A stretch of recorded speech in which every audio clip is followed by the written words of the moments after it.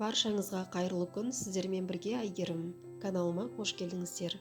Бүгін сіздермен өте дәмді әрі жұмсақ мраморный печеньесін дайындайтын боламыз. Видеоның астындағы сілтемеге өтіп, Instagram парақшама тіркеліп кетуді ұмытпаңыздар. Ең алдымен печеньемізді дайындау үшін бізге бөлме температурасынан тұрған май және сахарный пудра, белок, осы үшеуін жақсылап араластырып аламыз.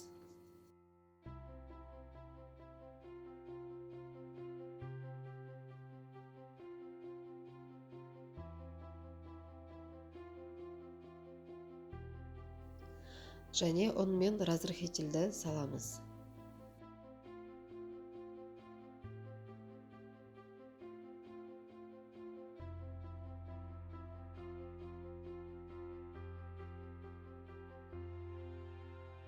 Міне тестамызды елеп алдық. Енді осы тестаны екі бөлікке бөлеміз.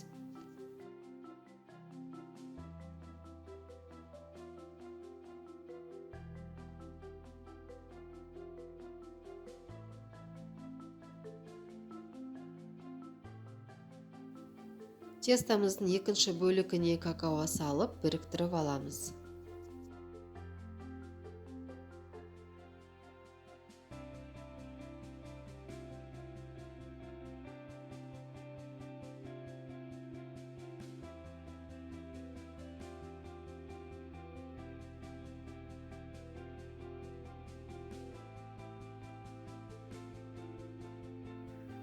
Печеньеміздің формасын дайындаймыз.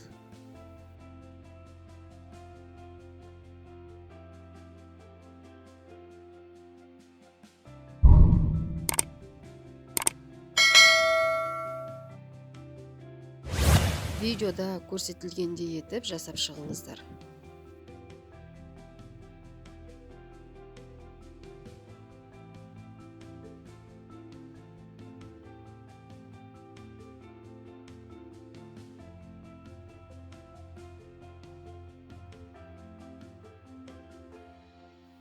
Мінекей домалақ шарикте жасап алдық. Енді бетіне осы вилкамен узорлар салып шығамыз.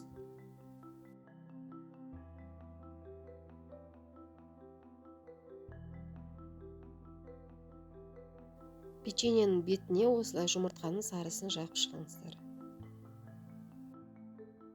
Печеньемізді алдын ала қызып тұрған 180 градустағы пешімізге 15-20 минут пісіріп аламыз.